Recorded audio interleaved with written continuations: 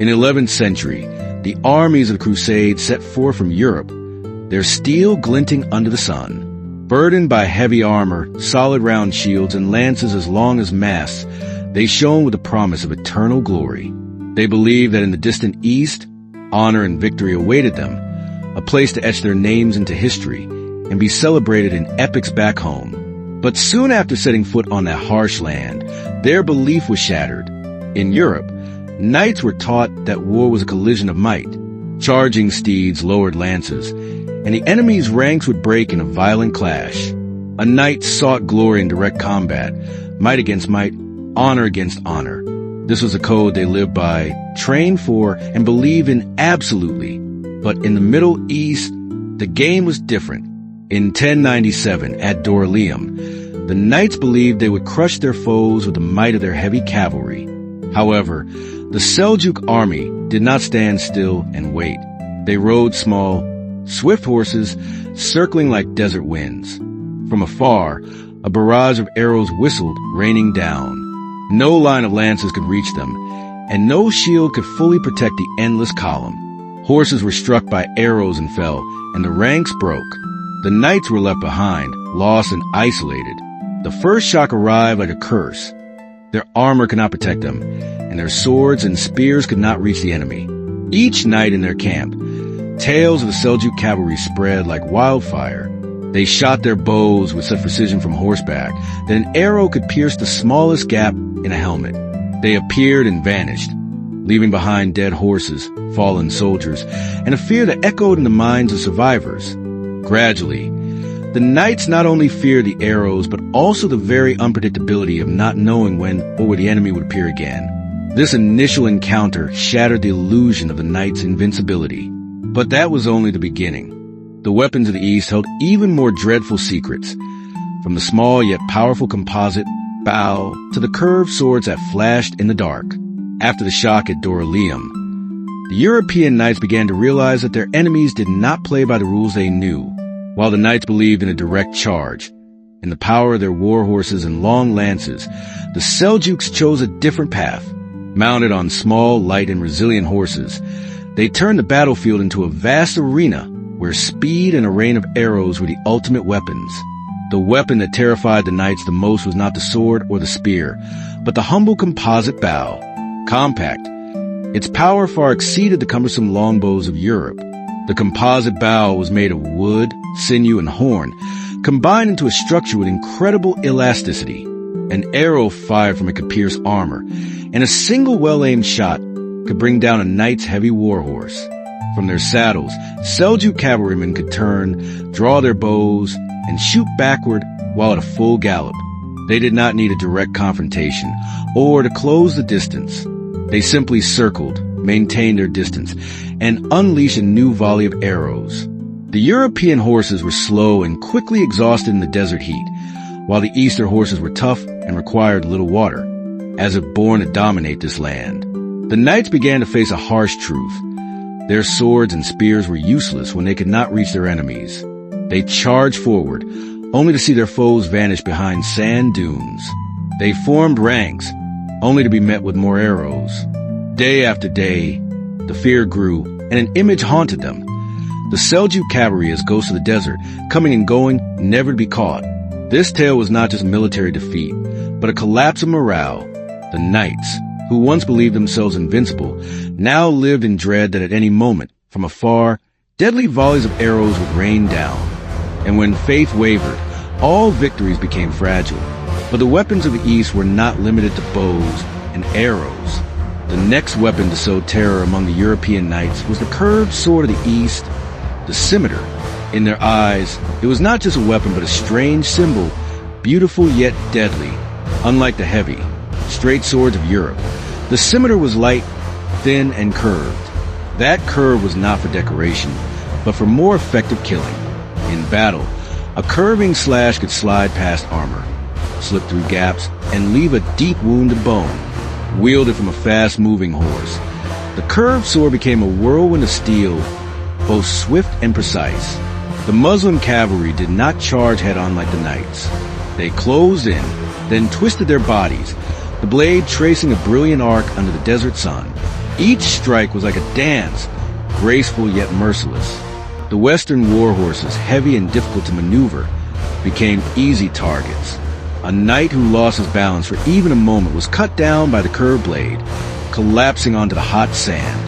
The battle thus ceased to be a contest of strength, becoming instead a clash of speed against sluggishness, agility against heaviness. The European knights, despite their thick armor and massive straight swords, were overwhelmed by lightning-fast strikes. And in their memories, that curved blade became a haunting image, a weapon seemingly born to humiliate Western pride. But the knights' horror did not end there. The East also possessed weapons of mass destruction that could turn an entire army into a sea of blood in an instant. The most terrifying of these was Greek fire, a mysterious weapon of the East. This fire was unlike any the knights had ever known. It would not be extinguished by water. In fact, it burned even more fiercely. When sprayed from bronze pipes on city walls, it clung to shields, armor, horses, and men, consuming everything in desperate screams. The knights, who had believed that their steel armor protected them from all attacks, now became living torches. The battle was transformed into a fiery hell, and Greek fire became a nightmare they would never forget. That was not all. From high on the fortifications, defenders unleashed gigantic siege engines. They launched stones, fired rockets, and hurled massive boulders that crushed enemy ranks. Trebuchets, catapults, ballistas operated in unison, bringing the power of an entire city down on the heads of the attackers. For the knights, battle was no longer a face-off with an equal warrior, but a struggle against a wall of fire and stone, which could not be breached or escaped. Gradually, they realized that war in the East was not a game of honor, but a battle of annihilation. Every step toward the ramparts was a step into hell. It was here that the knights' belief in their invincibility began to crumble. Yet, after all those dreadful weapons, there was one more thing that shattered the knight's spirit more than fire and steel. It was not a weapon, but a concept, an invisible fear that exhausted them even before they entered battle. It was an invisible enemy that the knights could not stab, challenge, or escape. In the Crusader camps, in the dead of night, rumors and tales spread faster than arrows. Some said that Saracen archers could hit targets from impossibly long distances. Others swore they had seen ghostly cavalry appear and disappear in the desert dust. There were rumors of supply caravans vanishing in the night, without a sound or trace. These stories, whether exaggerated or fabricated, had a terrifying power. They crept into minds of every knight, making them restless and insecure. While waiting for the enemy, their own imagination became the fatal blow. A distant hoofbeat, a gust of wind through the tents, a stray arrow shot into the darkness. All were enough to ignite panic in the entire army. The power of the light cavalry and archers lay not only in their speed or skill, but in their ability to force the enemy to live in a state of constant vigilance. Day and night, the knights no longer felt safe, not even behind city walls or in their massive ranks. They did not know where the next arrow would come from, or if a shadow was a scout or just an illusion. That fear gnawed at their morale. Drop by drop, the knights, who were accustomed to open battle where honor was decided by sword and horse, now had to accept a different reality.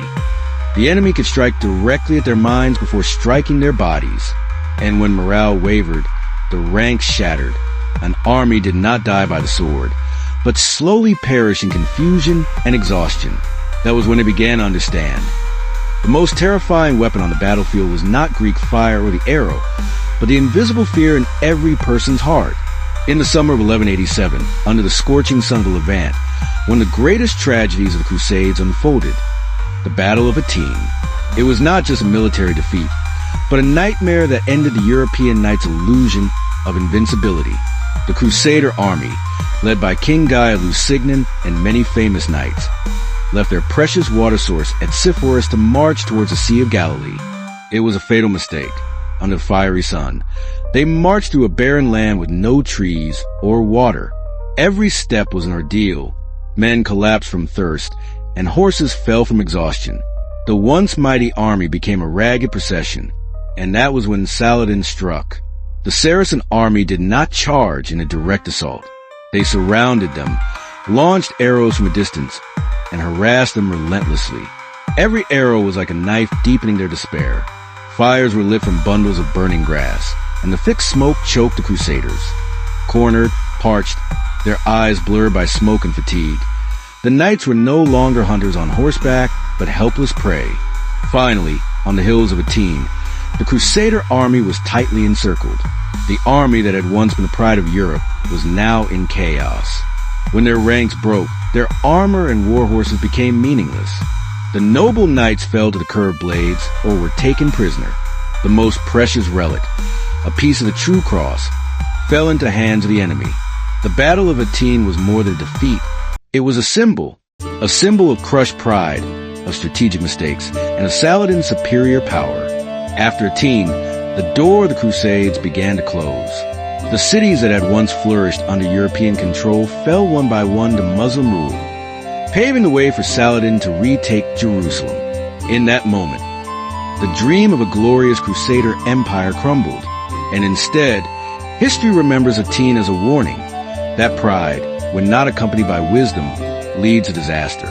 Yet history did not stop there. From the ashes of Hattin, a new crusade would be launched with legendary figures, including Richard the Lionheart. After the tragedy of Hattin, Jerusalem fell to Saladin, and all of Europe was shaken. From castles to cathedrals, the call for a new crusade echoed like thunder, and in that storm, a figure emerged, carrying the aura of a legend, Richard the Lionheart. Richard, King of England, was the embodiment of a knightly spirit. He was strong, courageous, and on the battlefield, he was an unquenchable flame. Europe placed its faith in him, as if the honor of Christendom was contained within his hands and his sword. Facing Richard was none other than Saladin, who had made the entire Western world fear him. He was not only a great warrior, but also an outstanding strategist, a king revered by his soldiers and respected even by his enemies. If Richard was a flame, Saladin was a mountain, steadfast, unyielding, yet full of power. Two men, two civilizations, two ideals, now faced each other on the scorching desert of Levant. This confrontation was not just a battle, but a contest between two legends that would be celebrated for centuries to come. The Battle of Arsuf in 1191 was that fateful moment. Richard led the Crusader army, advancing step by step toward the coast. Saladin's army attacked ferociously, with light cavalry and a constant volley of arrows. But Richard, in his gleaming armor, did not flinch. He held his ranks firm, waiting for the right moment. And when the time came, he launched a fierce counterattack. Hoofbeats thundered and swords flashed. The Saracen army was pushed back. Arsuf became a brilliant victory, elevating Richard's name to immortality. However, even though Richard won many battles, he never recaptured Jerusalem. That was something Saladin was determined not to lose. Despite their fierce fighting, something special shone in their confrontation: mutual respect. Saladin sent a horse and physicians to Richard when he was ill. Richard, during negotiations, expresses admiration for his enemy. In the history of warfare, it is rare for two enemies to be remembered with such admiration. They are remembered not just as kings or warriors, but as two great souls, representing the honor, strength, and heroism of both the East and the West. Their confrontation ended not in annihilation, but in a treaty. Jerusalem remained in Muslim hands, but Christian pilgrims were allowed safe passage to the Holy City. Neither side achieved complete victory, but both gained something greater: immortality in legend. When the Crusader armies returned, Europe was no longer the same. They brought back not only glory and defeat, but also lessons that changed an entire continent. Before the Crusades, it was believed that a knight on horseback with heavy armor and a long spear was a symbol of invincibility. But after years of facing the light cavalry and archers of the East, they were forced to admit that strength lay not only in steel and honor, but also in adaptability and strategy. The Europeans learned to build stronger fortifications with high walls, round towers, and storage for water and provisions to withstand long sieges. They improved their armor, making it lighter and more flexible for both protection and mobility. The crossbow, once disdained, became an indispensable tool for countering the horse archers. But the legacy was not only in warfare. The Crusades opened a door to unprecedented cultural exchange. Spices, fabrics, medicine, mathematics, and philosophy from the East flowed into Europe. transforming their cuisine, architecture, and knowledge. Historians and scholars recorded not only battles, but also lessons in science, medicine, and Greco-Arabic philosophy, which laid the groundwork for the intellectual explosion in Europe that followed. Most importantly, within the hearts of the knights, the absolute belief in invincibility was shattered. They had seen enemies who were not only their equals, but superior in strategy, adaptability, and leadership. Saladin became a name spoken with reverence. Richard the Lionheart became a symbol of the indomitable spirit. And their stories, over centuries, still resonate as an epic ballad. The legacy of the Crusades is not just lost and regained cities or shattered swords on hot sand. It is the transformation of an entire civilization. Europe emerged from these wars with wider eyes and new ideas about warfare, honor, and the very limits of human beings. And perhaps that is history's greatest victory, a victory not measured in land or spoils, but in the maturation of an entire era. More than 8 centuries have passed since the first knights set foot on the Holy Land. But the sound of hooves, the glint of steel, and the fated battles still echo in humanity's memory. The Crusades were not just a series of wars.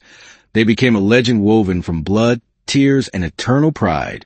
In the songs of the Middle Ages, the image of the knight on horseback under the banner of the cross became a symbol of courage. In Arab legends, Saladin lives on as a just and great king who combined the majesty of a warrior with the tolerance of a wise ruler. And in European memory, Richard the Lionheart remains the blazing flame of a knightly spirit. Though he never reclaimed Jerusalem, the Crusades left behind painful scars. Thousands of lives lost, cities destroyed, and contested land stained with blood. But at the same time, they left behind invisible bridges connecting the two worlds. Knowledge, flavors, and art crossed borders, later illuminating Europe for centuries to come. The most important lesson, perhaps, lies not in victory or defeat. It lies in the story of courage, pride, and humility, and how humanity learned that no one is invincible. The Crusades remind humanity that war can take everything away, but it can also leave behind eternal lessons, etched into the human soul for all generations. And when we retell the stories of the knights, the battles, the kings, and the legends, we are not just recounting history. We are awakening the echoes of an era where light and shadow, faith and despair, honor and tragedy all blend into the great epic of the Middle Ages. That is the immortal spiritual legacy of the Crusades. A reminder that in every age, true power lies not just in the sword, but in the memories, stories, and spirit that humanity passes down forever.